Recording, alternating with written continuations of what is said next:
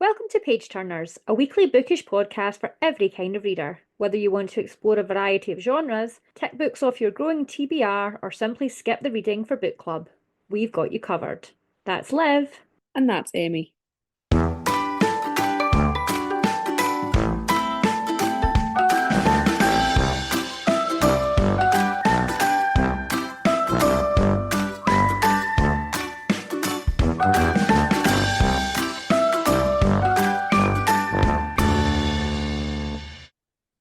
Hello. Hi. I was going to say it's our first week back after Valentine's, but it's not. No, Absolutely smashing it these days. we are doing so well. Let's not get into scheduling and admin, but I'm impressed with us. Yeah.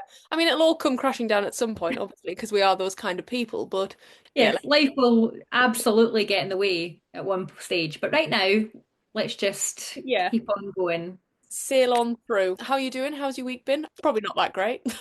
No, not the best week. Just some family bits and bobs going on, but no, it's all right. It's going okay. Everyone's happy. Everyone is actually healthy despite what we thought. So that's positive. And yeah, Rudy's off to Amsterdam. I can tell you this because there's a buffer and I'm not going to be have anyone know that I'm home alone. So by the time you hear this, he will be back. But yeah, I'm home alone, which is quite nice. Quite enjoy it. There's that sweet spot where you're like, oh, I can breathe, I can watch whatever I want, I can do anything. I'll definitely cook meals for two and eat both of them. Yes. But then it gets to maybe like the third day, and it's sort of just a bit like, well, after Yeah, this is the sweet spot for me because he left today at lunchtime and he was back on Friday late afternoon. So that's I nice. only really have 2 nights, which is ideal because I'm going to find some good stuff to watch. I mean, not good stuff to watch, but stuff that I want to watch. 100%, yeah. And yeah, just have like standard girl dinner. Let's get the crisps out. Let's get the dips out. Yeah, absolutely. May I suggest if you haven't watched it already, Sweet Magnolias is a fun one of mine. Oh, nice. No, I It's haven't watched it already. oh well, there you go. It's on Netflix. It's got like 5 seasons, and yeah, I think I won't tell you anything about it. You can go have a look and see what you think. I'll have a look. I'm just about to finish Exo Kitty. I think I've got Ah! maybe like 4 or 5 episodes of left of season two, and then Yeah, I'll be looking for the next obsession. I was obsessed with Exo Kitty. Yeah, 100%. Yeah. Anyway, How are you? How have you been? yeah, not bad. Didn't really do much. Went to Edinburgh on Saturday, had some brunch, did some. I bought a basket for my crochet wool. Oh, that's such a wholesome shopping experience. I That's a know. much core. Like you should be living in a mushroom with that kind of chat. Yeah, living in a mushroom with my fairy husband. Yeah, Uh, dreams. yeah, that was nice. And then Sunday we didn't really do much. And then oh yeah, Friday we went to the cinema to see The Importance of Being Earnest from the National Theatre. How did you find it? Did you enjoy it? Phenomenal. Shooty Gatwa was incredible, and Hugh Skinner was amazing. It's yeah, Alex had never seen anything about The Importance of Being Earnest or like read it or whatever, and he loved it. Lovely. Wonderful lives we lead. Oh yeah, absolutely. With your lovely husband gone, you'll have more time for reading. So, Uh-huh. what are you currently reading? I'm rereading, which I don't do a lot, but I have heard such fantastic things about Rebel Witch that I just wanted to go back and reread The Crimson Moth again. So I'm absolutely flying through it because I think with a reread it tends to be a bit easier to read it quicker. Yeah, I'm just getting through it. Just want to remind myself a little bit about the world and the characters, and then I'll be diving into Rebel Witch. Who's that by again? Who is?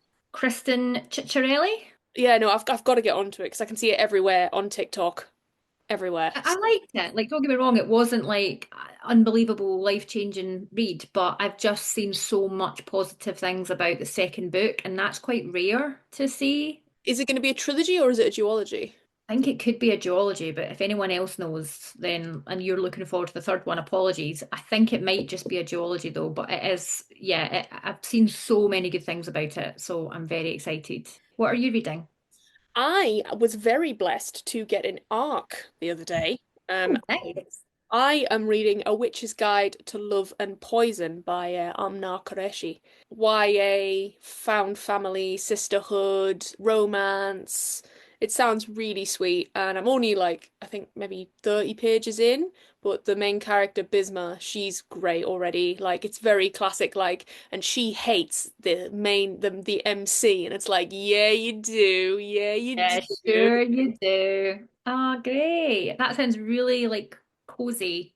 Yes, it's adding into the cottagecore vibe of me buying a basket for my yarn. It's who I am these days, Amy. Oh, I love it. Oh, that no, that sounds good. You need to let me know if it's a winner. Yeah, absolutely. I think it should be. Did you see what they sent me as well? They sent me cute little like a little candle and some affirmations. Nice. Oh, love that. Lovely. Yeah, very sweet. I was very blessed, very blessed. Hmm. Oh God, do I have to say something like sponsored ads, PR, whatever? Like, mm. Oh no, this is going to add a whole new level to our putting our episodes up because we have to tick something, don't we, on Spotify? We'll look into it. We'll find out. I don't, I'm not saying you should go out and buy it, guys. I'm just saying that they sent me it and I'm reading it and it's kind of good. I don't think that counts. And yeah, you've disclosed that it was an arc, so I feel Yeah. like yeah, Yeah. we're all good. All God, yeah. good. Book news. You have some book news for us? Some hot off the Have press? some book news. Yes, so Ali Hazelwood is a machine, and Mate is set to be released on the 7th of October this year, and the cover has been revealed today. Oh no, I only saw like I think it was yesterday because of the time difference. However, it was like the slashed one. You could Yes, see bits of I it. did. I know Yeah. when I didn't believe it was out, I thought, oh, that'll maybe be like the end of the week or something. We'll get the full thing. But yeah, I was really surprised to see it. Um, no, I wouldn't say it's getting criticism, but just some of the comments are quite funny because the wolf image is a little bit, it looks a little bit like it's got 5 legs, but I think it is just a stylistic thing. Oh Um, yeah. He does look like he's got 5 legs. Also, sort of looks like obviously you guys won't be able to see this unless we put it up on TikTok, Page Turner's Pod.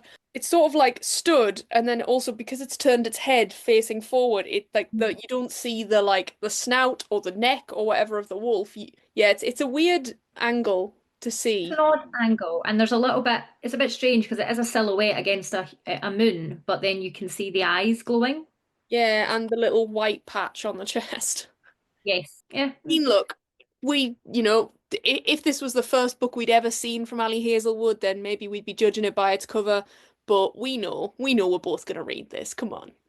I mean, I am loving the emojis that Ali has chosen. They're Yes. really they're telling of what we're getting ourselves into here. Yeah. Yeah. Welcome to the Omegaverse. There will be knotting. I can love it. It's so appropriate. There's a little note emoji. It's so funny. Yeah, I mean, I'm looking forward to it, but I didn't expect the cover to be released when I was scrolling today, so that was a nice surprise and just in time for the pod. Absolutely. Do we because obviously Bride set up the next pairing. Is it this? Yeah, this is this pairing. It's Serena. That's her friend, isn't it? Her f- Yeah, It's a human hybrid and an alpha claw against the bonds oh of fate and yes. a companion novel. So it is a companion novel. So yes, it is set in the same universe. Yeah, Yeah. it's her friend, her like flatmate, I want to say, or something. Like I think it's her. It's been a while since I've read Bride, but like it was her flatmate and his like wolf challenger. Yes, I think there was like another alpha or something from a pa Yeah, yes. yeah. The Northwest Pack Alpha, Ooh, oh yeah. Owen Alexander. Yeah, because obviously it's not going to be another beta. The female character's not getting No. another beta. She has to get with another alpha, obviously. Ah, has to, has to. So yeah, very excited. I actually got the date wrong because, oh, you wily Americans and your date formatting. I thought it was the 10th of July, and I was like, oh my goodness, how can she write so quickly? But it's the 7th of October. So, I mean, still impressive after just releasing Deep End. Oh yeah, I mean, what space of 6 months, 6 months, 7 months between them? Amazing. Oh God, I love her. No. So yeah, excited. All Any right, other books you come across anything else? what's come out recently? Oh, The Rose Bargain. I've seen that Oh, everywhere. It's not yes. necessarily a new release, but it's definitely all over TikTok. Again, Page Turner's Pod on TikTok. Which is I hilarious know. because most of the people listening to this podcast now are from TikTok, so they're just I going to get really know. annoyed with me doing this. Welcome. Hello. That is a gorgeous cover. It I is, like and the that. sprayed edges you can get are phenomenal. Yeah, The Rose Bargain by Sasha Payton Smith. I've heard it pitched as Fairies and Bridgerton. Oh, the dream. Fairies and Um, Bridgerton. a Ideal. new Victorian-inspired romantasy, perfect for fans of Bridgerton, The Selection, The Cruel Prince, which always raises a little red flag for me. I know it is a little bit of a red flag sometimes because it is that, will you read it just because it's associated with the Cruel Prince? And Yeah. it's such a high bar. Yeah, God, do you know, I've been looking, whilst we've been more active on TikTok, I've been looking at people like obviously reading certain books and things, and whenever I see Cruel Prince, I'm like, oh my God, we're obsessed. We did 2 episodes on the whole trilogy. All we did for the whole thing was basically talk about how much we loved it. And so however, skip very quickly past the ones that say, oh, I DNF'd this. I was like, shut up. Oh, listen, I'm open to any kind of discourse around books, but if you tell me you DNF The Cruel Prince, I'm like, come on. I feel like I feel like if someone says, "Oh, I DNF the Cruel Prince," immediately I think it's because you thought it was romantasy, isn't it? It's Yes. because it was pitched to you as romantasy. So, and So look, like frustrating because although it's not romantasy, it is one of the best fantasy romance relationships. And I it, think they will get what they want from it. Like if you just hold on, you'll get the tension, you'll get the yearning, you'll get the, oh, we're not doing another episode on it, but we could. yeah, it is the quintessential for me enemies to lovers. Like if you want Me an too. enemies to lovers, that is what to be. It's a But blueprint, and I've never came across anything that's even came close to it, to be honest. no, no. But forgetting enemies to lovers right now, we are moving forward with our book of the week. Amy, tell the people because they want to know what have we read this week. Is it 2020 again? Thank God, no, it's not. Legendborn by Tracy Deonn. We have taken far too long to read this book. It has been on my TBR for so long, and I am so glad we've gotten to it. Yeah. Oh my goodness. And I feel like an absolute fool for not reading this book sooner. Yeah. And I think when this episode goes out, either the third one will have just come out or it'll be due to come out. So you and I have picked the perfect. Some would say we've picked a bad time because it's taken ages, but actually we've picked the perfect time because now Amy and I can just sail straight through the trilogy. Wait, and I really want to read Bloodmark, but I'm like, do I read it now or do I wait? I'm waiting. Uh, I'm waiting. I'm going to wait because it's actually not out until the 13th of March. So that's a little bit longer than I would, because I know I'll get through Bloodmarked in like a day. Oh, yeah, I So mean, if an I extra one. wasn't exhausted, I'd have gotten through Legendborn in one night. Trigger warnings, baby, boo boo. Okay, so racism, both microaggressions and then just full-on aggressions. Rape and abuse of enslaved women, death of a parent, grief, really quite explicit references to grief. And that is all I have on my list here. Can you think of any others? I mean, at the very base, fighting, action, sort of like blood, gore, Yeah. uh, monsters, peril, etc. But Yeah. yeah, It's always peril. These all have peril in them. yeah, Yeah. generally always peril. Yeah, for sure. Well, first thoughts. Obviously, this is billed as sort of a YA coming of age. I mean, this is a debut as well. Phenomenal. Wow. I know. And we can't just say phenomenal. Like, I know we have to express it, but I have had to take extensive notes, and it's just notes about really kind of trying to articulate what I liked about it. Because when you come out of it, and I'm quite fresh out of it, I only finished it a few days ago, you Mm. just want to get right back into that world again. I just wanted to keep reading it. Yeah. Yeah, it was great. I've read quite a few Arthurian sort of inspired type, but this was just so brilliantly done, really well set out, really well thought out. It was a perfect first book because I think it answered some questions, but then it set us up for the rest of the trilogy, which I can't wait for. What were your first impressions? I think mine's were quite like, oh, this is fun. It gave me almost City of Bones vibes.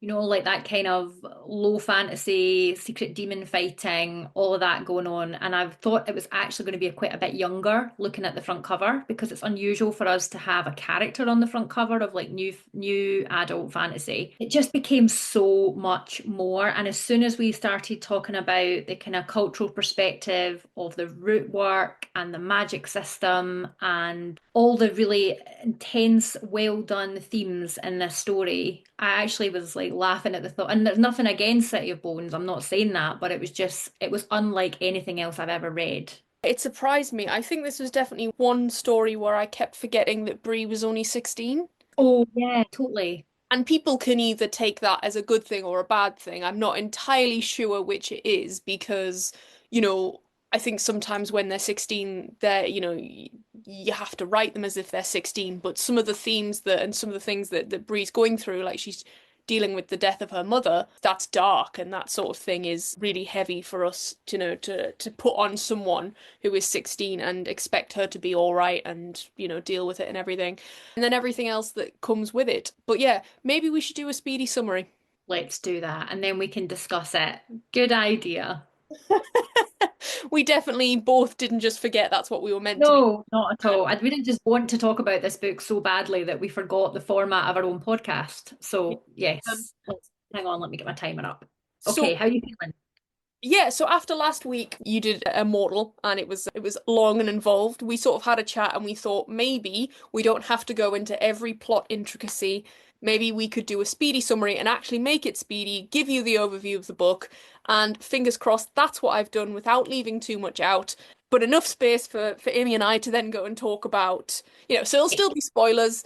You'll get the gist of what happens, and then Amy and I can drop some other spoilers or whatever. Yeah. Okay. Right. Okay. So three, two, one, go.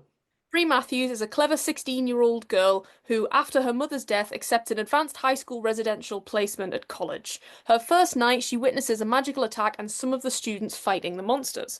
After realizing the magic she saw was the same around the man who informed her of her mother's death, she investigates by infiltrating a secret society of Legendborn, descendants of King Arthur and his knights who pass down scions through bloodlines. She faces trials to be chosen as a squire against children of white and privileged families, all while getting closer to the scion of King Arthur, Nick, and avoiding her best friend Alice and appeasing her worried dad. Oh, and of course, avoiding a broody Merlin, Selwyn, trying to out her as a spy and a demon.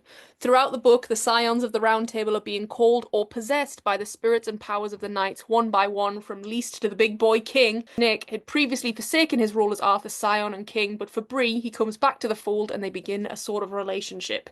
Whilst Bree passes all of the trials, she finds out some inner secrets of the society and causes a big old stir when Nick chooses her as his squire, as she's the only black person and non-member of the inner society family. Throughout the book, Bree has counselling sessions for her grief. Her therapist Patricia tells her that her magic is known as root, and it is power that her ancestors use and passed on from mother to daughter. She communes with her ancestors to find one capable of telling her the truth of everything. At the end of the novel, before Nick is called, we see that Nick's ancestor raped his slave, Bree's ancestor, and she escaped with her baby. Arthur's spirit enters Bree, and she is king. Fantastic. 1 minute, 31 seconds. Not bad for us. I think you smashed that. I think you gave us just enough. Anyway, back to back to this. What were your first impressions?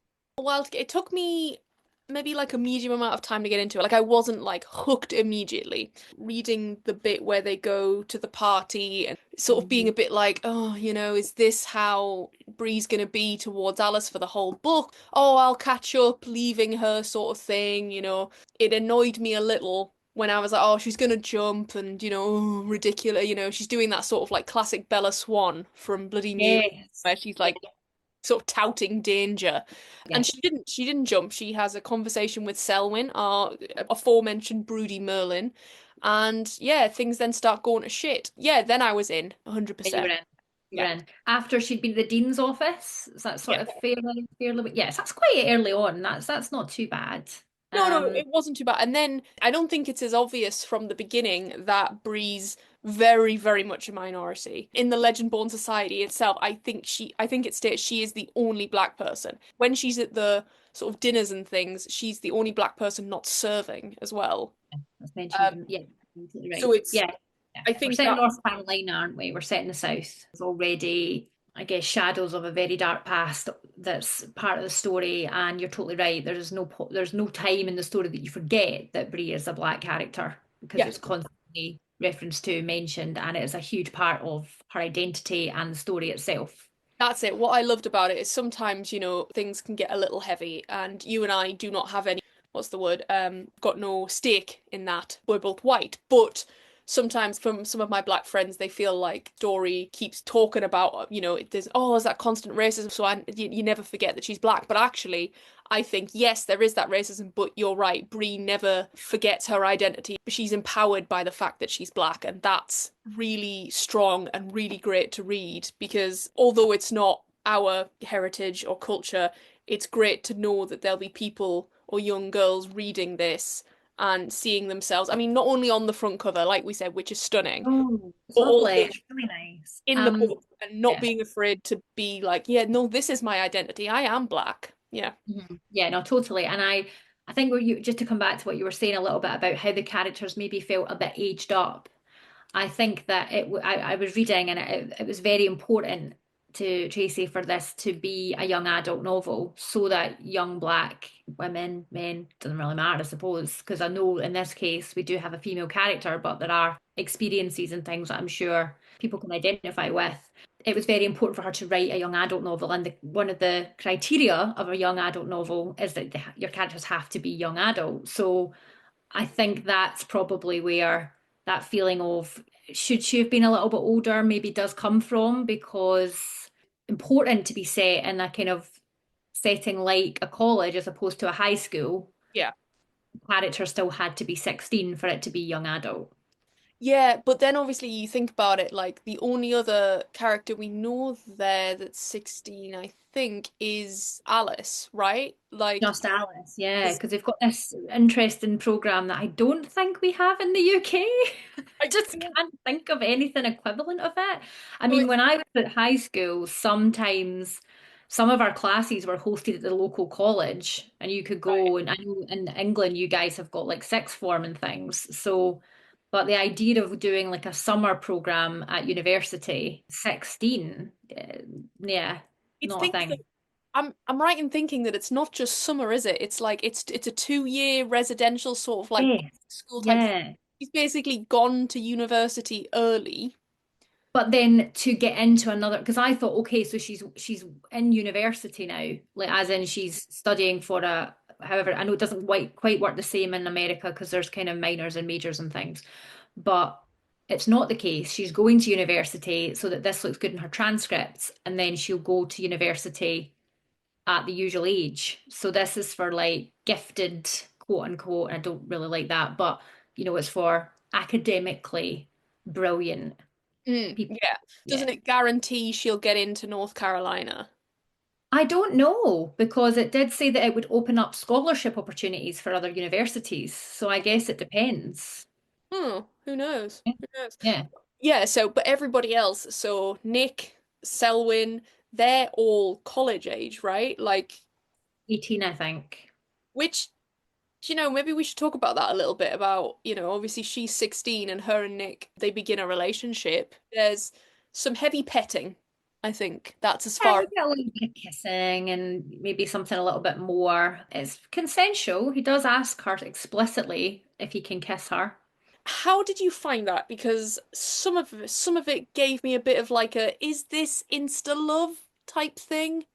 Right, yeah. So I have got told you I've got notes. I have got notes on the whole like love triangle thing, which we can come back to, but I did write a little note about insta lust, insta love. But then is it because I don't know, we'll get to this point that she's a scion of Arthur and it's Lance and Lancelot is Nick? Is it supposed to be that because there's like that relationship there, is that why they're so drawn to one another? Yeah, Yeah. I do think all the way through, even before you find out that Bree's Arthur, he's Lancelot, what because you look, I'm not gonna say it's the twistiest, turniest book that's ever happened. It's very No. obvious what's going to happen. Well, Yeah. I think it's definitely at least obvious that Bree's family is special in some way and actually is connected to this whole Legendborn thing, and she was definitely going to be one of the knights, if I knew not. she was going to be one of the knights. To be fair, I didn't necessarily know that Nick was not going to be Arthur. Yeah, yeah, that's yeah, true. So I wondered because there was no mention of Lancelot, I wondered whether that was what was Bree was going to be. And then there is that mention of the fact that they're drawn to each other and they have this loyalty and trust. And so I was like, okay, so I think you're right. That probably does explain away quite a lot of the like insta attraction between them. Magic, classic. Maybe, but then was there any other examples of having any kind of influence on how Bree conducted herself before then?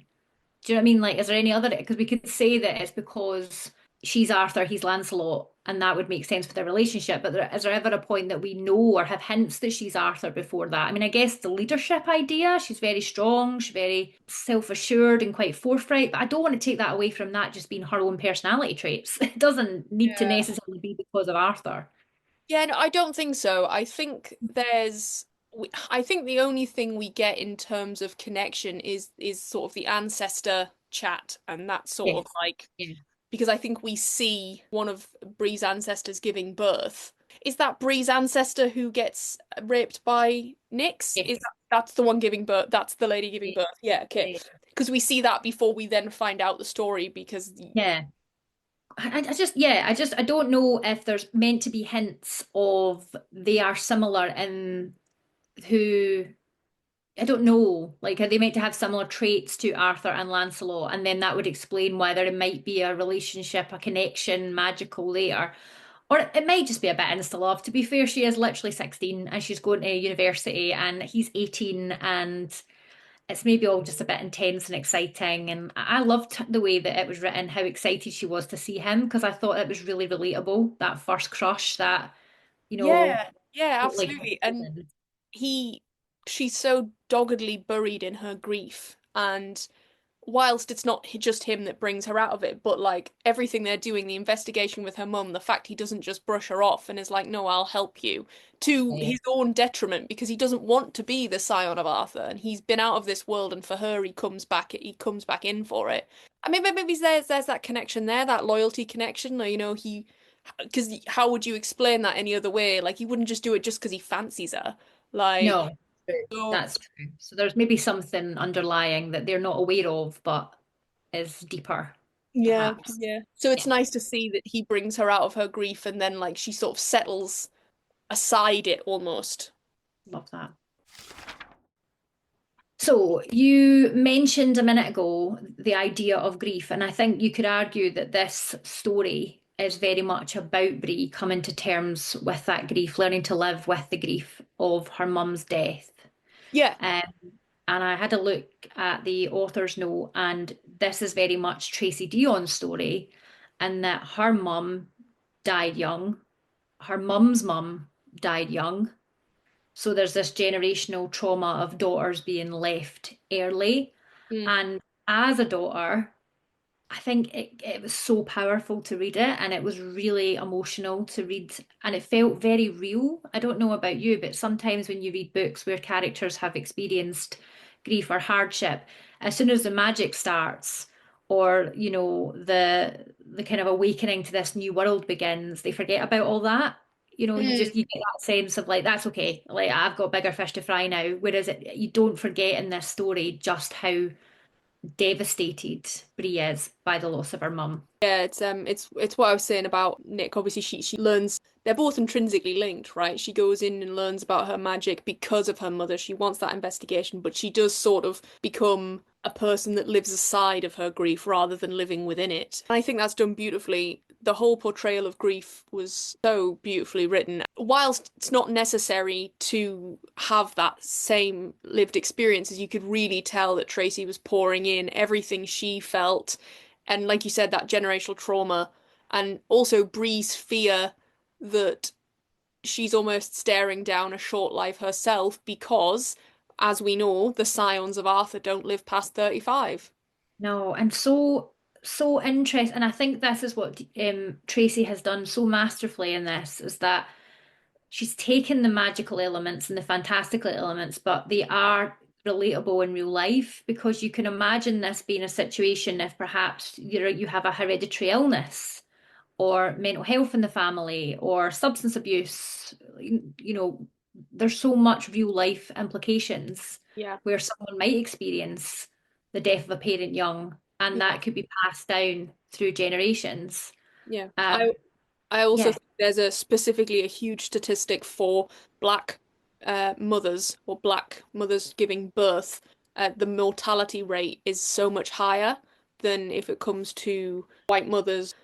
Forced birth, like preeclampsia, that sort of thing, is really high, and I think it was looked at as almost as if because nobody gave them as much care as they okay. gave to white mothers. So yeah, like using magic for real world ramifications or a real world message was really powerful, and I think was not just for mothers and daughters, but all the way through for Bree's Oh, sort of they do. identity and Yeah.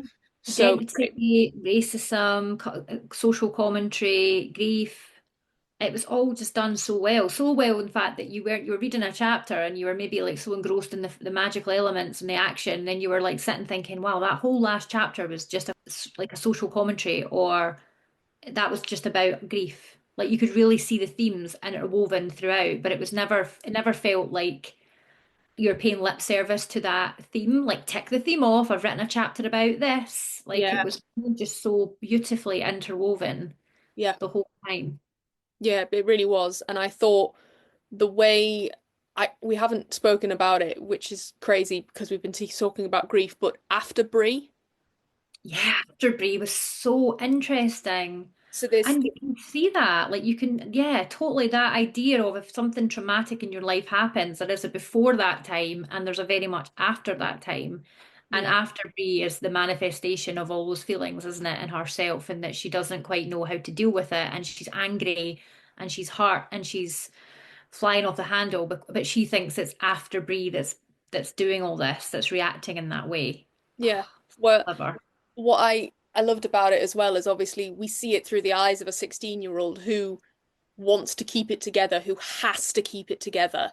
She doesn't actually have to, and nobody would ever think twice of her for not, but she, in her head, has convinced herself that after Brie is, like you said, a completely different person to her. She's just angry all the time. She's annoyed. She's, disgruntled. She's just everything that Brie doesn't want to be. Brie just wants to push forward, and she doesn't realize that she has to resolve these two Bries together to Yes. to move forward. And I think that was really nicely done with Patricia, the Yeah. therapist. And I thought as well it was really important for her to have like Patricia and to have someone that looks like her. Yeah. Yeah. Like sort of to I when her dad was like, you go into a therapist, I was like, oh no, because of the way that the Oh. dean had spoken to her Yeah. before. But then when he says, "Oh no, she's black," I was like, "Yes!" And Mhm. then all the stuff about rootcraft that I they talk know. about. So I read the back of the book, and I've pointed this way. I read in the back. Obviously, Tracy's taken this sort of from like hoodoo. Um, Yeah. Yeah. So it's kind of I've kind of done the same as you and had a look at it because I wouldn't really want to comment on it uninformed, but yeah, a spiritual practice of Black women, root craft, mm, and then Tracy took this and it's a fantasy practice based on that real practice of enslaved African Americans, female to female, by and to women. So it's a female only practice. I yeah, know. I we know. love a matriarchy. Love it. I just loved it because it was so interesting that we thought we knew how the magic system worked. Yeah. We thought it was like a white legend, Mm, ether magic. And it's not to say that that's a separate thing. I loved that. It wasn't a separate thing. This is the same thing. This is the magical energy, but for us, it is root. yeah. That's how we harness it. Yeah, and I loved the idea that like they both sides felt they harnessed it the right way. Yeah. I was Yeah. half expecting, and I don't know if we're going to get this throughout, but like the people that the Legendborn described as like the sort of evil, like the Morgana, the line of Morgana. Mhm. I Mhm. don't know if we were going to find out that that's what the Rootcraft was. Okay. Um, Okay. or what they understood it to be of like, oh, it's wrong, it's evil, it's like Kind of whatever. demonized it. How, Yeah, yeah, I totally get that. Yeah, 100%. yeah, yeah. But I mean, we haven't as of yet found that out. But I will be even more fascinated if there's a different way. Because what I loved about Rootcraft is that they asked to Mhm, borrow, they never mhm. take, and they never Never take, and you don't own it. You don't own the magic. It's very much borrowed magic. Yeah. and you Very pay a much. price for that magic. It's the way I sort of saw it was that that's traditional magic. That's magic we all know in stories. There's always a price. You always Yes. have to pay that price. Whereas obviously with the Legendborn, they'll pay a price because they lose their life at 35, but like they don't pay any other price. They have this privilege, they have this whatever. It was and they live in this sort of fantasy world almost in no both in the story and but also in their heads of like, yeah, there's no consequences for us. And it was No. such a lovely, beautiful, subtle social commentary of like, well, this is how white people live and have Yeah. lived for so How long. they access the magic, if you like. Yeah, Yes. yeah, And yeah. the resources of the world that we live in. Totally. I loved the fact that the chosen one trope was subverted because we did have the idea of at the end, Bree is Arthur, she is the king, she is the most powerful. And that, as we know from reading different YA fantasy and new adult fantasy, can be quite cheap. We know it happens quite a lot. But this didn't feel like, oh, I'm the best and I've got all the powers and oh no, I'm so special. It came at such an all unbearable cost of this horrible, disgusting scene that we see in the memory walk, Mm, where that generational trauma of her ancestors, that Bree then can reclaim that power, but it's still seen as a loss. It's yeah. never seen as a this I've won this and I'm the best and I'm the king and it comes at nothing. It's very much like that I've had to pay, well, my ancestors have had to pay such a significant price. And she didn't really want it. She didn't really want it. No, all the way through, she's not there because she wants, like you said, chosen ones. They just seem to throw themselves in. They're like, oh, yes, I'm totally devoted to this cause now that I heard about 5 minutes ago. I She, loved that about her. She was almost a bit like, she's yeah. she's there for a reason. She wants to get Mhm. there. The only reason she wants to pass the trials or whatever is so that she can be Nick Squire, so she can make her way up the ranks, so she can fucking find out what the fuck's happening. Yeah. And what happened to her mum? Yeah. Exactly. Yeah. And no, I really like that. I like that we sort of know about her mum. Like we get that sort of, oh yeah, you find out that there was an attack and that obviously because the root magic, she's not capable of being memory altered, memory wiped.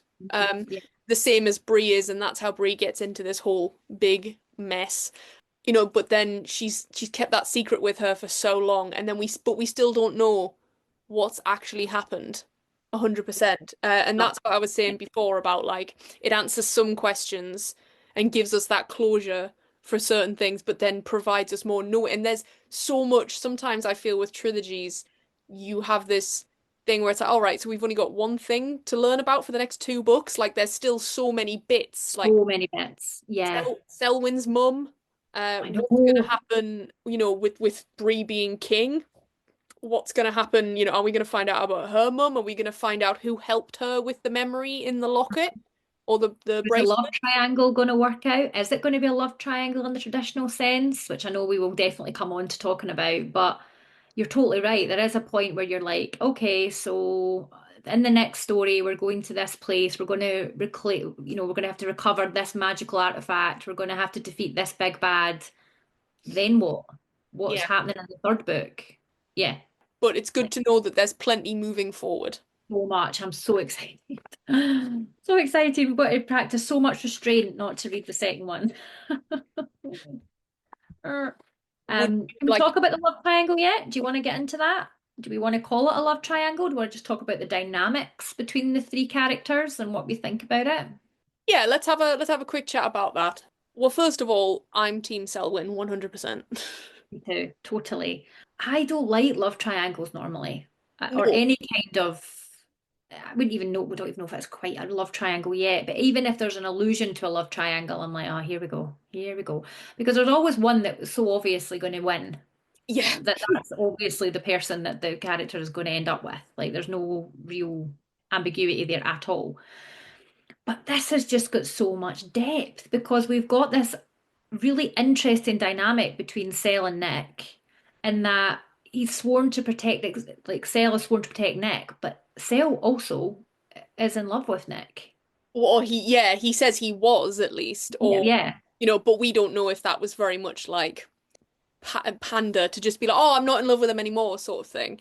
yeah. But also he's not. He is oathed to Nick, but technically he's oathed to Arthur, I like know. on a grander scale. So I wonder how that's going to work out because obviously, is the oath to Nick or is the oath Or is it to the Scion? Yeah. the Scion? So is he? Oh, Yeah, it's really like you said, it's been done so beautifully, and like I don't think Selwyn and Bree know yet that they are like no, that they are no, getting closer. I They don't think so. And so I do think Nick's a little too full on, and I think he will eventually drive Bree away. Yeah, I like that. It's all right, but I'm not the biggest lover of like the kind of golden retriever He's too character. he's too Which clean. he's Yeah. a bit too clean. He's very privileged. I find it. I don't know, but I can't really see how he and Brie can relate to one another, given that he is so privileged and he is such the golden boy, and he's never really experienced any prejudice.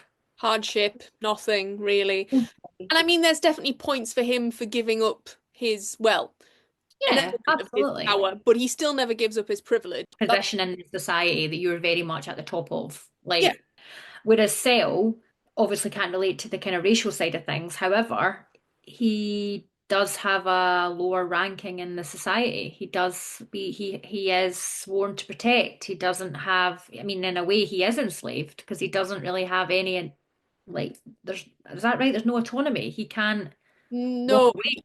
he's and they've definitely sort of oathed him to keep him um like I said, keep him around and keep him like not quiet, but like there was something to do with like they've made up this rumor that they're too they're too unstable, where in actual fact I think they're afraid of the power that the Merlins have. Mhm.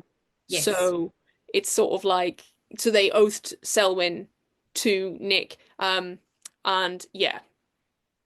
And they Just use them to protect, don't they? They use them as like the protectors because, as you say, they don't want them to realize how powerful that they actually are and that they could be the ones in that position of power. yeah, if they So, wanted to be, for sure, yeah, absolutely. Yeah. yeah, really interesting. I don't know. I think you're right. I don't think Brie and Sel have sort of worked that out yet, and I'm really interested to see how that goes. But obviously, I do love Brie's commentary on Sel and how hot she finds him, and how reluctant she feels about those things, and conflicted. And yeah, if it's going to be a really well done slow burn, this could just be another gold star for this book. I have a suspicion because the net. Have you seen the cover to Bloodmarked? Yeah, yeah. It's Cell and it's Brie on the front, and we Yes, I have. we love a dark-haired boy. Oh, we love a dark-haired boy. Is he tall? Is he skinny? Oh, we love it. Yes. Um, yeah. So I'm interested to see how fast their relationship progresses now they're in this new dynamic, especially with how fast Bree's relationship with Nick progressed in the first book. I wonder whether we'll have a different commentary when we read Bloodmarked, because obviously we've sort of put that first relationship with Nick down and the speed at which it goes to that insta lust, sort of that first crush. Even hell, the peril she's at, the fact that she's got someone to talk to about everything, I get it, but if this relationship with Selwyn sort of goes super speed through the second book, I think I might not enjoy that as much. Yeah. You're ready for the slow burn. I'm always ready for a slow burn. As well as obviously our love interests, a really important connection for Bree in the book is Alice. They've been besties since whenever, very early on, and then they go to this place together Mhm. and I felt for Alice sometimes. I really did. I Normally, really liked Alice. I felt for her too, and I actually wanted a bit more from their friendship, to to be honest. And I felt like at times, and I totally understood why Brie was the way she was and how she felt and all the conflicting things that were going on for her. But she showed up for people so much, and she was such a champion of like being there for others that it made me upset that she didn't always do the same for Alice. But then if you've got that person that you know will always be there, you have a tendency to take them for granted, don't you? And I think that's what Brie suffered from. absolutely. And I think I really enjoyed how did see snippets of Alice getting on with her, like worrying about Brie and sort of reporting to her dad, but also, oh, I'm gonna go to dinner with this girl from French or whatever she said. Sorry, I can't remember the lesson or whatever it is. But yeah, and so she you saw her, she wasn't just sat there like a love interest pining for Brie. She was out having her own life. So Yeah. that's sort of I I didn't hate on Brie too much because Alice sort of seemed to becoming her own character, and I loved then when she finally shared with Alice what the hell was going on. Yeah, I know, and Alice just absolutely steps up. She's Does very much like, I'm coming with you. And Bree obviously thinks, no, you're not. That's incredibly dangerous. You can't come. But Alice is determined to go. She goes. She obviously doesn't have any power or magic abilities, but she helps William out. She's like, yeah, I'll just be here, helping here. Like, I want to be involved. What a breath of fresh air that was. and she just straight away goes into badass fight mode. Like what I loved about it is when we first meet them, Bree's like, "Oh, I'm tall and everyone thinks I'm older and cool," and Alice is quite shy and quite introverted, and so you immediately have this dynamic of I mean, it's such a dynamic I can relate to because I have had friends when I was younger, or even now, who are like the sort of the cool ones or whatever, and I'm just like this weird little gremlin in the corner. And everyone wants to be friends with my friend, and I have to come along, and they're like, "Well, Liv's got to come as well." It's just, Oh um, no. but like, I felt like Alice at times, and I just felt. But when I just have to read this bit when Breeze King and Tor, one of the other Legendborn, has come and says, Sel's shouting at her, and he says, Bree is your king. Not my king. Tor shakes her head, staring at me accusingly, not when she doesn't even want to be. The memory of Witsy and Fitzy's and Russ's bodies rise up before me. Alice steps in front of me, arms crossed. Scion of Tristan, right? Bree doesn't have a choice in any of this, as far as I can tell. She looks tall up and down, and neither do you, third ranked. Oh! Oh, what? Mic drop. The fact that she just gets it, I like, know, but she would get it because we know she's extremely intelligent and she would get it. And I really cannot wait to see, and I really hope it is done well, how Alice fits into this world. Because I yeah, think that was such an interesting dynamic because she does understand it and how it all works. yeah, I get it so much. And I love as well that Alice is a minority, she's Asian. So you, yet again, not just having Bree infiltrating this world, but going forward, there's going to be people who are coming not just from non-white backgrounds, but also from families that aren't part of the country club. Oh, totally. And you can see it. It's already like there. Yeah, I love it. We're already in. It's going to be so interesting. I cannot wait to find out how it all works when Bree is king. How is that going to look? What's Yeah. going to happen? Because Yeah. obviously she's going to get a lot of animosity and pushback from people and bring I it did on. I did really like it when I there's almost the spirit of Arthur imbues her. She gets the powers, she gets to sort of keep her own personality, but at times Arthur can speak through her. So Yes. I really liked that there was no wishy-washy like, oh, is she Arthur? Is she not? Like, he literally Yeah. speaks through her and is like, knights attend me. And it's like it's clearly this like big booming or whatever. I couldn't tell whether it was a big booming male voice or it's Brie. Just doing a big booming voice. Yeah. Either Um, way, but yes. I just like that there was no hesitation and it was just like, yeah, no, this is Arthur. So there's no like there's not going to be, oh well, I hope there's not going to be any sort of thing in Bloodmark that's like, she can't be Arthur, blah, blah, blah. No, I hope not. We've done that now. Yeah, Yeah. it's going to be much more interesting if it's how she navigates that despite people having to just accept it. Yeah. And I'm really interested to see, and you know me, love character, Vaughn, Hmm. Hmm. because he definitely shifts towards the end of the book. He's obviously a piece of shit all the way through the fucking book, but then when he sort of realizes that she's been picked as his as the squire, and he sort of puts up and shuts up. Yeah, but why? It's like why, right? It's like, is it? Right, okay. But then he does at the end when they're facing it, he sort of fights beside her and Okay. is fairly like okay with her. And I'm not suggesting that all is forgiven, but No, I but love I love a redemption arc. So yes, and we totally respect it as well. Like we're not saying that once you've made a bad decision or you've acted in a certain way, you can't come back from it. We want character development, so I agree. I want to see that too. yeah. Has who's his scion? He didn't get chosen. Right. Okay. Okay, that's right. That's right. So that will be interesting to see how that plays out then. Yeah, so Mm. he so essentially you can be a page for as long as you want, and every year you enter in to sort of fight to be someone's one of the, well, I suppose 12 scions that are possible. And yeah, so this was Vaughn's fourth year of Right, that's right. yeah. So he's had some, yeah, okay. He's had some struggles. Maybe it'll be interesting to see what happens there then. If Mm. he is really redeemed and he really has got on side, or if there's some nefarious purposes going on, we'll have to find out. To be fair, Bree doesn't have a squire. Oh, I quite like that. That would be really interesting. All right, okay. He's already trained to be Arthur's squire. Ooh, ooh, have you just called something? Called it. We'll have to find out. Hashtag theories.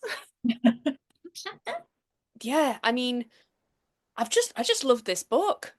Yeah. I feel like It's just up there for me. It's one of the best books we've read for the podcast, I think. yeah. And I think I was hesitant going in because it is YA. It is, and sometimes I know we've talked about how people sort of mix up YA coming of age or whatever. No, this is very much a YA novel. And I think sometimes YA can come off a little too cutesy, Yeah, and quite convenient. Everything slots together perfectly. I just don't know how Tracy Deonn's done it. don't Well, know. she's Yeah, class, obviously, she's class at writing, but like that's how she's done it. But yeah, I was completely enthralled and I'm by far ready for the next. can't wait. I just want to get back into the world. I just want to find out more about the characters and I want to read it again. Oh, the more we're talking about it, the more I'm thinking, Sacco, no offense, the current book, it's great, but now I'm just thinking like, maybe I should read Bloodmark tonight. Maybe I should. I'm actually thinking the same thing. I'm like, do I just do it? And I'm so bad at impulse control. So there's a high likelihood I will do it, even though I know it's going to really hurt me to have to wait till the 13th of March for Oathbound, but we'll see. Well, to be fair, that's only 2 weeks away, Yeah, okay. Okay. so maybe it's not that bad. Anyway, let's get on to some reviews. I'm really intrigued to see what the one-star reviews say. So let's go with those first because I find this really, really difficult to give a one-star rating to. Some of these were quite shocking for me. Let's start with sort of what we've been doing a bit more recently, which is on Goodreads. Obviously, again, we do not endorse Goodreads in any way. Sometimes it's a pile of shit, but whatever. There are 158,000 ratings. Wow, It has 4.32, and impressive. there's only a 1,300 one-star reviews, but some of them are, I don't know about some. So some, obviously, with some people, they have their profile pictures, and I cannot see whether the ethnicity or whatever of the people that are writing these reviews. So I don't know, and this might be quite a difficult one star for us to talk about, but I do think it's important probably to bring up. So someone DNF'd it, basically suggesting that this whole idea of colonizer magic, constant mentioning of I'm black and everything is racist. In a way, I'm fine. Go and read another book then. Go and read a book with white characters by a white author if that's what you want to do. Like, Yeah, I you'll mean, never really learn anything or get another perspective on anything, but if that's the only thing they can criticize, then what can you say? How can you come back from that? Is there any comments about that review? Did anyone agree with it? um, Oh, right. Okay. There are some people agreeing, obviously, but the review goes on to say, but I have a feeling it didn't matter to most. They want the whole woke points from this book. So, whilst I cannot suggest what ethnicity this person is, it does feel quite obvious that they're white. Um, Okay. and Okay. a lot of people are obviously defending Tracy. It's like, woke points ever considered the book is written by a black woman as a commentary on the experiences of black women and the racism faced by that I group mean, of people? that's what Like, I mean. I feel like if that's offending you, what did you think you were going to get from this book? I don't understand what you thought you were going to get into. it just seems a little sad. And to be fair, some of the reviews are quite similar to this, which just, I mean, it just makes Tracy's point, right? Throughout this whole book, it's just sort of like all she needs to do is just go, like, I know, exactly. And if you haven't read it, how on earth can you talk about colonizer magic and like this kind of idea of everything's racist and like you haven't read the book. You haven't actually got to the crux of the issue. I feel like the less said about that, the easier. I thought it was important to bring up so we could literally be like, I fuck agree. off. Yeah, that's fine. Yeah. But yeah, you said it perfectly, which is like, then don't read this book then. If that's how you're gonna feel, don't read this book. I don't even know why you would pick up a book with that front with that cover if that's the kind of feelings you were going to have about it. Why even bother then? You're just rage baiting at that point. Just leave it. I feel like the person hasn't even read it. Nah, No. not relevant then. Next. Yeah, but I felt it was important because there are some that is like, there's even one that says she tried, but I won't give in to rewarding something just because it has cultural value. The black part of me likes that the author tried to acknowledge and put in some of our struggles, but I don't think it was done in a productive manner. She portrayed a constantly victimized black person, and this is just one perspective that isn't truly reflective of the total black experience. And whilst you and I cannot say Oh, cannot comment on anything that. about that, I could say that we all experience things differently, and Tracy is clearly just writing her experience or people that she knows experiences. I do And think it's quite explicit in that this is a commentary on the experience of Black Americans. hmm, So I wonder if that person that was reviewing is American. again, I don't know. I have no idea. But it was just seemed very like, oh shit, okay, yeah. You know, that is a perspective from a black person. That's how they felt when they read the book. I can't comment on that because I don't have those experiences. I can't say anything about it. And if that's what they felt, that's what they felt. That's totally valid. Maybe it's not their experience. It's surprising that you can't remove yourself from your own experience to think about the experiences of other people, because I feel like that's a big part of reading this book as a white person, that you kind of have you get an insight into what that might feel like. And I think Tracy does a fantastic job of giving you that idea or a glimpse into what Brie experiences. And I wasn't reading it thinking, well, I don't experience that, so why would that matter to me? And Yeah. that's kind of what you feels like a little bit. I also feel like they sort of go on to say like that's all it was, but I felt like there were mo such moments of joy in there as well, Yeah, like yeah, and an empowerment, like when she it was triumph, like at the end. I mean, absolutely there was, and it came off the back of obviously we find out that horrible thing that's happened to her ancestor, yet she sees them all, you know, all of her ancestors going down. It's sort of, yes, it's this harrowing thing, and I'm not in any way suggesting that the act of rape has been made as a triumph here, but it's that survival that they yes. celebrate all the way through, and it's yeah, And I I think people would have criticised the story, maybe not all people, but some people would have perhaps criticised the story if there wasn't an explanation as to how a black character could be a descendant of King Arthur. There had to be some explanation there, and I think Tracy did it really, really well. I yeah, mean, horrible explanation, but it does make sense as to how that would even happen. yeah, horrible explanation, but also very true, you know. Yeah, very realistic. We know that's something that happened. It's not as if it's a realistic explanation for a fantastical world, Yeah, which totally. I just eat that shit up. Mm. Oh, yeah, yeah, Um, amazing. Any other ones, or are we done with the one stars? one One more. more. Too much info dumping, too much verbiage all the way through. Lots of people DNF'd because it just apparently it was just info dump after info dump. They kept getting lost. They said it wasn't a terrible book, but they were just so lost. I think in some ways that's fair. I think you have, I would encourage you strongly to push through that. I think there is one particular chapter that stands out for me that is a particularly heavy chapter that does give you a lot of information. I would just encourage you to push through it. But I think if you don't enjoy really complex books where they do a lot of that, then yeah, it's a valid reason for putting the book down. It's maybe just not for you. But fantasy might not be for you in that respect, because fantasy does have an element of info dumping. I would definitely say yes, I completely agree. I think, like you said, fantasy does have an element of info dumping. I think it's surprising to see in a YA novel as much Yes, as much as we did, but because I'm a lover of epic fantasy and adult fantasy and high fantasy, then I was just in my shitting element. And I bet yeah, you were as well because of your setting love and your world building and lore. It was just, I think it all, like I said, all comes down to personal preference. Yes, of course. I don't think they were shitting on the book. Sometimes I feel like if you've DNF'd, I don't think you should give it a 1-star review. think you should either, because I get it. You might think, oh, I DNF'd it, so instantly it was shit. But I have went back to so many books that I've DNF'd and given them another try, and they became like really top tier books for me. Sometimes you're just not in the headspace for it. Sometimes you just can't deal with that much information, and Yeah, maybe there's other stuff going on that you think info dump is just not what I'm looking for right now. yeah, But it might be eventually. So I wouldn't write it off just because there's a lot of information yeah, in yeah. the Like you said, sometimes you're not wanting that. Sometimes you think, oh, I'll pick up this easy YA read for something a little bit less heavy. And unfortunately, I mean, great for us because it was banging. But yeah. unfortunately for you in that mood at that time, it wasn't right. But I definitely don't think if you're gonna DNF for a particular reason, say that reason, but maybe give it a 3-star because or I don't think it deserves a 1 just because you couldn't finish it.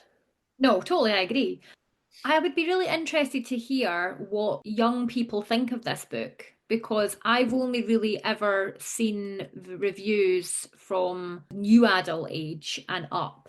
Mm, And I know this is very much a young adult book, but it's as you say, it doesn't shy away from world building. It's a really complex story, really heavy themes, and it's a bit of an undertaking to get into it. So I do wonder if it is it well, does it fit the audience? Can they tap into it? Is it accessible, or is it maybe something that should maybe be new adult, but new adult wasn't really a thing in 2020 the way it is now? Okay, so less of that. Let's yeah. think about the 5-star reviews. Hit me with them. People are just blown away that this is a debut. They said it got everything they could have ever wanted from a YA fantasy. Wow, that is high praise. Absolutely. And I think I sort of agree, to be fair. Like, yeah, I can't think of anything that I didn't think was well done. Like, I mean, if we do end up in a love triangle, I'm gonna like that less, but it wasn't in this book. So, No, and I think if anything is maybe not underdeveloped, but perhaps less developed in book one, I'm confident that there's a plan, that Tracy has a plan to weave that through the next two books, and then everything's going to end beautifully. I'm pretty confident about that. So, 100% War Trace. Oh yeah, she wouldn't let us down after book but one. let us down. People were saying, I desperately want to be able to yell at someone. Why didn't you tell me to read this earlier? Very much like us. But the truth is that basically everyone told me to read Legendborn before I eventually did, so I have nobody to blame but myself. Totally, totally agree. Don't know why. It was always on the TBR. It just got superseded by other things, which is a mistake. But we've got there now. What a positive start to 2025. Absolutely. And a positive start. Well, I don't know, I was going to say the last few have been a bit, but actually, it's not been too bad. We had a period in January where, we were a bit disappointed. What was the last one that we really loved? Well, it's got to be Deep End, right? Did we really love Deep End? That was Yeah, I only. think we really loved it. Yeah, yeah, we did. We had positive thoughts about that. So we've not been too bad. It's just this has been one that stands out to me in the same way that Black Sun does and God Oh, Killer. 100%. Somebody said to go into this book with as little as possible and just let it wash over you. That's a good advice. I didn't really know what it was about. I knew it was Arthurian legend and it was YA and it was fantasy, but I didn't know much more than that. So yeah, good advice. Absolutely. Strong characters, incredible writing. I mean, there's nothing very specific that we haven't already talked about. shaken multiple times throughout the book, plot twists, bombshells. Just people were just blown away by it. One person said this YA fantasy has been marketed as a reimagining of the Arthurian legend, and it is that, but it is so much more. Yeah, that's totally fair. That's how I felt. I think that's how you felt too, that there was so much more to it. Just when you thought it was going to be about one thing, it became about not entirely something else, but something more. Mm. And it just had so many layers to it that, yeah. I think what I would say is even I mean yeah the main sort of draw is probably that they are Arthurian descendants, but like that doesn't actually really come into it. You could take that away and you would still have the main plot of the story. You could even replace the Arthur and his knights with gods or high Yeah, witches or some other sort of like celestial being, yeah, and you'd still get the same story. The fact that it's Arthurian and appeals to people who love an Arthurian sort of yeah. twisted legend, but yeah. No, you're right. And I think if that isn't something you like, or you've never came across it done in a way that you've enjoyed before, then I wouldn't let it put you off reading this one because, as you say, it's not the major draw of this story. Yeah, for true. I don't know why I just said for true. Yes, I agree. I know. For true is good. I like for true. For true, man, for true. Jesus. Um, Yeah, another one. I'm quite familiar with The Legend of Arthur, but I've never in my life seen it done this way. There's so much to unpack. The character development, the plot development, the spectacular writing, the university history woven into every single page, the connections I felt to the Black history discussed. Everything was done in such a fast-paced and interesting manner that gave me such a connection to the story as a whole. That's a great review. Yeah, I love it. It's And nice to have that antithesis to what we looked at in the one stars as well. Um, yes, yeah, totally. Yeah, it doesn't surprise me that this has so much love for it. I would be really surprised if you told me it didn't. So the 5-star reviews just reflect everything we've talked about up until this point. a lot of them are very much just garbled, like as Yeah. if people couldn't tell you enough how much they loved this book, so they were just like, blah, blah, blah, blah, you know? Yeah.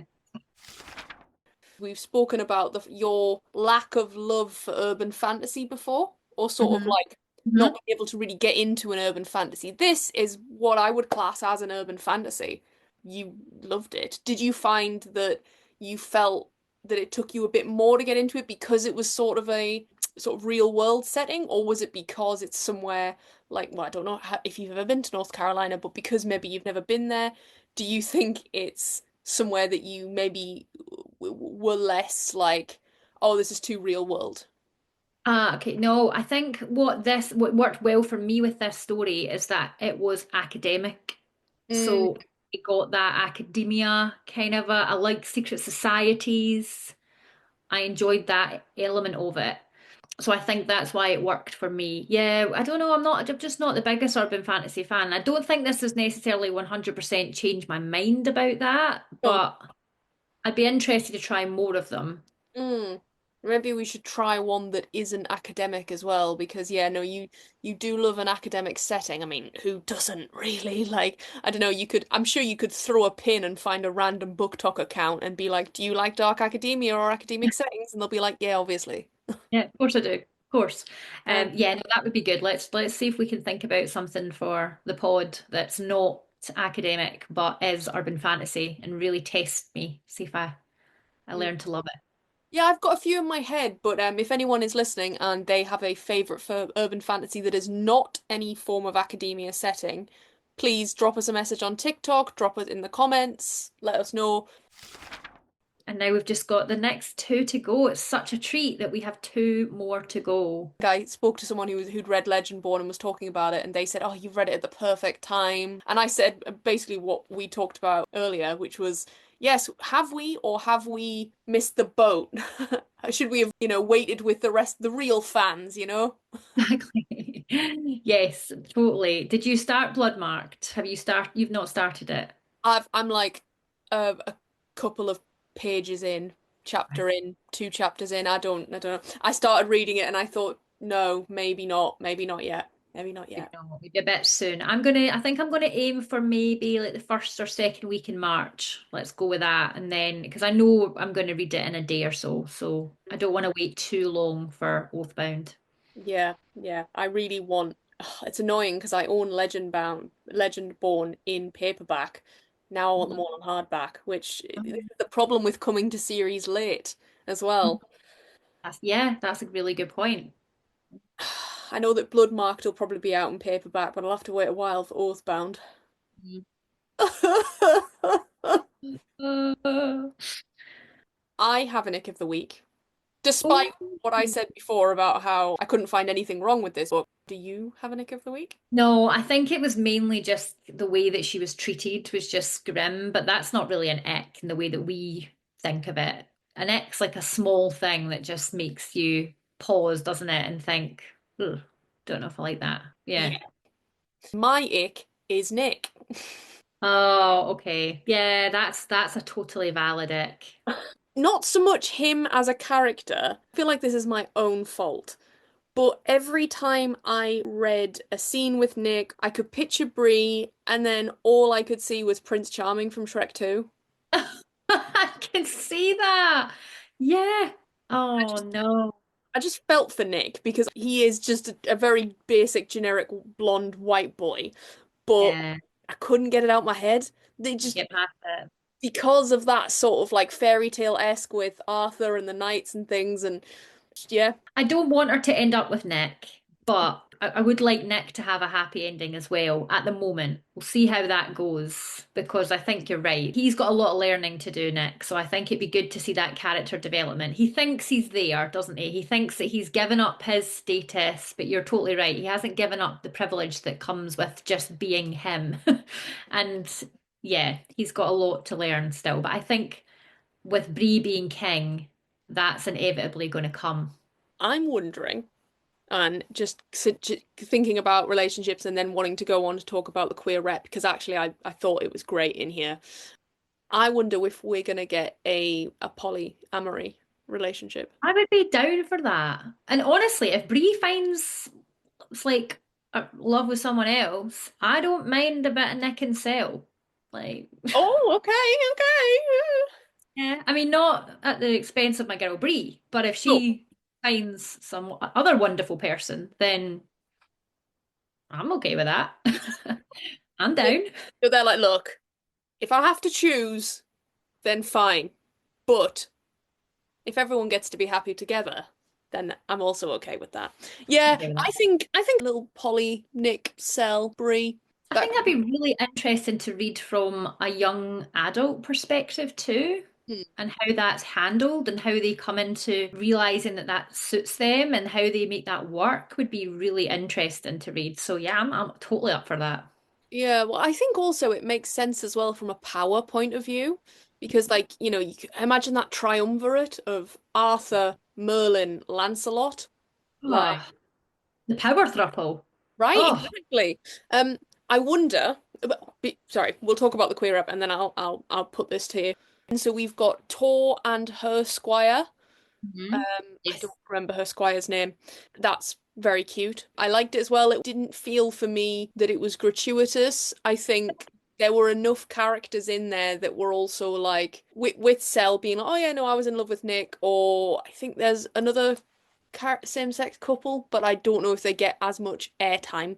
There's some references to some, yeah, and it's not made a big thing of, which I know you like because you don't want it to feel like someone is just ticking a box. Well, So, that's it. yeah. That's why I felt with the main characters, obviously supporting characters of Tor and her squire. Apologies, names. Normally when they're the only ones, it's And very they're much, side characters. yeah, it's Yeah. very much sort of just a bit like, oh, yeah, okay. And then if, there's no mention of anyone else or whatever, it literally just feels like they're in there to be in there. So Yeah. I big up Trace, big up Trace. Oh, but I'm excited. And it's really interesting because sometimes you come into a new, like if you're going into book two or book three, you kind of there's a couple you're rooting for. And you're Mm. like, if this doesn't happen, I'm not going to be very happy. But in this case, there's a whole host of different ways it could end up. And I think I'm going to be really happy with any because I trust that Tracy's going to write it well. So bring it on. Let's find out. The question I have is, obviously, I know a little bit about the Arthurian legends. I'm fascinated with King Arthur. Um, who's Guinevere? Hmm. Because famously we know that Lancelot steals King Arthur's wife from him, Guinevere. And yeah, so will we have a Guinevere character? I think Alice would be. Hmm. Oh, don't know. I don't want her to be. I like Alice's dynamic in that she doesn't really have any magic as such, and but her magic is that she just supports her friend and wants to be there for her. And What I would say is, judging by the society of Legendborns, I suspect there was no time for Guinevere. There's no scion of her, there's no house for her because she's a oh, woman. true. But could that come into it? Maybe. Okay. All right. Yeah. I think we've got a long way to go. I think we've got a lot of new characters to possibly be introduced to in the second book. The magic system's going to become even better. Yeah, I'm really excited. I think there's a lot more to come. Agreed, agreed. And what's great is anyone who's listening to this, well, probably by the time it comes out, we'll have also read Bloodmarked, so some of those answers will have, Yeah. well, some of those questions will have been answered for us. But also anyone who's listening to this, having, already read Bloodmarked, as maybe they've listened to this as like a refresher or something, or they just want to hear what we have to say. Thank you. Um, will know the things that we're to being like, oh my God, yeah, that happens. Like, and I can imagine people being like, ah, I scream. know, like just wait, just wait. I know. Oh, that is exciting. Yeah. Don't spoil it for us though. In the Oh, comment, in nah. the comments that we get inundated with on Spotify. Spoiler. Final thoughts. I mean, I don't feel like anyone's going to be shocked by our final thoughts about this book. Loved it. Can't wait to read the rest. Highly recommend it. If you've got it on your TBR, please prioritize it. You will Absolutely. not be sorry. And I would really, if you can, try and read it before Oathbound is released, if you Yeah, I can. mean, yeah, like Amy says, if it's on your TBR, get it out of your TBR. Right up This is there. probably Yeah. my strongest recommendation of getting this off your TBR right now. And I know we're kicking and screaming all of us to read books on our TBR, but it is worth it. It's worth it. It is. And I think if you haven't read it yet, I wonder if you feel the way that we felt about it and that maybe it was like, is it young? Is it too young? Is it maybe just not got enough depth to it? No. It's well worth your time. Please, please read it. And then tell us what you think about it, because I would love to hear from people that haven't read it. Recommendations for books? Well, you can you tell us some Arthurian ones? Because that would be really good to know.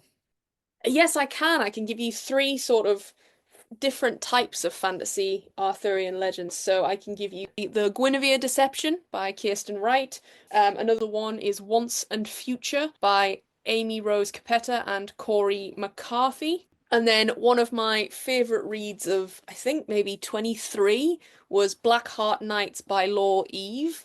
Alternate London fantasy. Electricity was money and like Arthurian knights, Oh, celebrities. They ride motorcycles. They compete in like televised fights. It's very like gladiatorial. cool. That Uh, sounds really interesting. Yeah, got a nice selection there. That's good. I like it. I had a look. I haven't read them, but I have got on my TBR after reading Legendborn and after looking for books that are similar, The Gilded Ones and The Merciless Ones by Nabina Forna. I don't know. I haven't read them personally. So I've added those to my TBR after looking actively for recommendations from people that loved Legendborn. So that came up time and time again. Brilliant. Yeah, that's a great one. I love the Gilded Ones for sure. Yeah, I have yet to read the second, but yeah, I loved it. Suppose if you want more amazing fantasy worlds by Black authors, you've got Raybearer, Jordan Ifueko. I mean, it will tear your heart out, but it's incredible. And also Witches Steeped in Gold by Cianan Smart Oh. and Blood Scion by Deborah Fillet or Fillet. Oh, gorgeous. Wow. Look at that cover. Okay. Yeah, so this is probably the episode with the most recommendations from both of us. Yeah, totally. I think it's good. It's cool though, because we obviously are actively looking for something. We're chasing the high of Legendborn. Okay. Would you like to tell us what we're reading next week, Liv? We will be reading Baby's First Sci-Fi, and Baby in this case is Amy Watt, ladies and gentlemen. I would definitely say this is a gateway into sci-fi. So, I don't think it's going to be heavy, heavy sci-fi, but, we are going to be reading Annie Bot by Sierra Greer. Yeah, I am so excited for this. It looks just like feminine rage. I cannot wait for the commentary that Sierra puts in this book. I know it's quite a short one, so I'm really interested to see how what she does with so little time. It gives me that Channel 4 series that I used to absolutely love, Humans. Humans, yep. A bit human-y, or am I totally off the mark from what I've looked at? Do you I don't know? know. Yeah, no, similar kind of like world, yeah, for sure. Yeah, I'm excited. First sci-fi. Can't wait. And Hmm. maybe it will open doors for more sci-fi. Hope so. That's the hope. Yeah. But yeah, join us with that next week. What else are we doing? I think we've got a few new releases on the horizon. Everyone's favorite trip to Dream Harbor will be happening happening yet again. Bags are packed, the tickets are bought, we're going back to Dream Harbour again. They're also non-refundable, Amy, so we Ah, cannot cancel the trip. I've got another new release on the horizon as well, so keep your eyes out for that. what a nice positive episode. We Yeah, we sorry. always talk about how we talk about books so much so that we put ourselves off the books and we almost think, oh, that wasn't as good as we first thought it was after we've talked about it. But I feel like we've had the exact opposite in this case, in that we both loved it, we've talked about it, and now we love it even more. So Oh, 100%. If anything, I'm desperate to come off of this and go and read Bloodmark now. That's us for another week. We'll see you next week. Happy reading.